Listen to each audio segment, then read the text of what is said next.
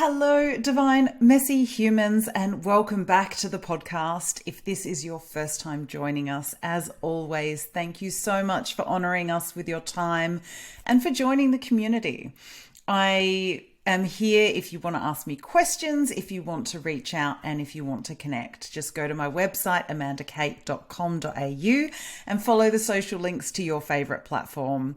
I am not consistent on any of them, but I show up every now and then, so you'll be able to get some updates from me.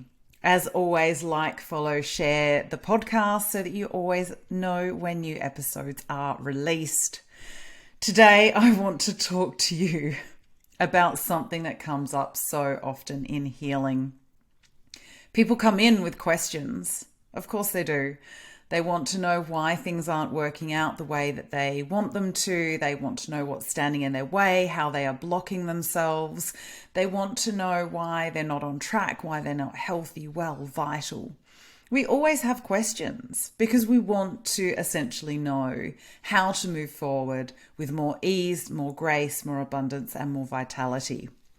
The interesting thing with a lot of the questions that we ask ourselves is that we actually already know the answer. For me, I know, I'll use the big example, when I needed to leave my marriage, I knew what I needed to do. What I was afraid of was actually doing the thing. I didn't know what life would look like. I didn't know what lay ahead of me. I didn't know how I would support myself financially. I didn't even know how I would manage to get a rental property because I had no income. I was solely reliant on my ex-husband for all of that side of things. I'd given up my life to support his and to support the children. Now, in terms of those big questions, I kept going over and over and over it. It was constantly like a mouse on a wheel in my head. How do I do this? Do I do this? Am I thinking the right thing? I was overthinking it and processing it constantly. It was such a drain of my energy that I am sure it's such a big part of my chronic fatigue that manifested in real life. I knew what I needed to do, but because of the fear, because of the uncertainty, and because of my lack of confidence in trusting myself and in trusting that my intuition was giving me the right answers, I told myself I didn't know the answer to that question. But let's take smaller questions. If we think that we need to leave a job, this job doesn't feel right, it's not quite right for me. Why don't we just go, right, I'm going to hand in my notice? Again, it's fear. We don't want to trust ourselves because we're not always told that we should enjoy work. We're told to be grateful for the job that we have, that it's easier to find a job when you already have a job than if you're unemployed. We have this scarcity mentality, and so we're afraid to take action because we don't know what lies on the other side of that. But as soon as we're asking ourselves questions like this, we actually do know the answer deep down. We know that it's not right for us. We're just unsure of the next steps, or we don't trust ourselves enough with those next steps. And this is why I so often go into asking questions through the healing process. It's not necessarily about getting the answer. It's about getting better questions, which then open a new level of healing for us to ask more questions and better questions. For me, it wasn't so much about, do I leave the marriage or what do I want to do in my job? It's what will make my soul sing. What will make me happier, healthier, more vital, more able to live the truth of who I am in this world. And how do I move through that? How do I find the parts within me that I've been shamed for? I've been teased about, I have been rejected and abandoned for. How do I find those parts and bring them back into myself so that I can start to dismantle my defense mechanisms and really start to shine out my authentic self in the world? It was about asking not just questions, but finding the right question, finding the better questions to ask. it was really, really deeply not the question, do I leave my marriage, or how do I leave my marriage, or even do I leave it? It was about asking myself, what do I want for my future? How do I want my future to look?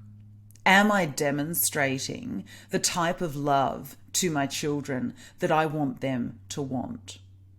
Would I be happy if they were living the life I was living? And my answer was a resounding no on every level of my being. I did not want them to experience the love that I was experiencing. I didn't want them to be loved the way that I was being loved. I also didn't want them to be loved the way that I was demonstrating and showing love.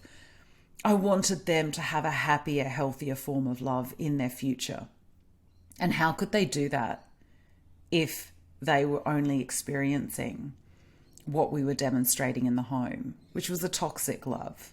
It wasn't love at all, in fact. So in asking those big questions, I think it's more about asking, what are we afraid of? Are we afraid to show our true selves in the world?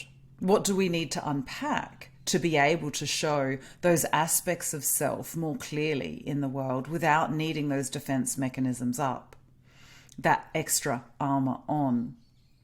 Yes, we do need to sometimes be armored up, but I think we need to know when to put our armor on and when to take it off, when to have those standards and boundaries for our relationships in place so that we can be vulnerable at the right times with the right people.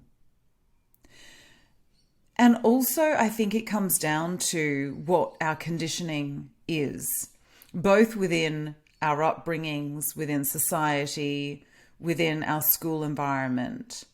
We are often taught to distrust ourselves, to distrust that little voice inside of ourselves, and to trust the external influences. If we have trouble in the schoolyard, we're taught to go to a teacher. If we're sick, we're taught to go to a doctor. We're always deferring outside of ourselves. Nobody gets to a point and sits us down when we're teenagers and starts to explain that as we move towards adulthood, we should go inwards for our answers before we defer to others, and use the deference to others as a double check or a what do you think, rather than a definite do this. It's not about taking orders. It is about tapping in first, because our internal compass knows the way forward for our life. And yeah, it can feel scary because there's no hard evidence that this is the way forward. But I think that's also where the magic and the mystery of life lie. Think about those big questions that you've been asking yourself.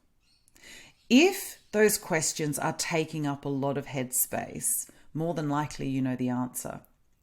If you're spending months or even years putting energy into working out whether or not you have a drinking problem or an emotional eating problem, the answer is probably yes. Because otherwise it would not come in to your psyche. It wouldn't come in to your awareness. If you didn't have a problem with alcohol or with food or with online shopping or with any other numbing behavior, you wouldn't think about it. It would just be a healthy, natural relationship. The same way with our relationships with people. If we're thinking about toxic relationships in our lives or toxic workplaces, anything that's making our health suffer, we know usually what the answer is.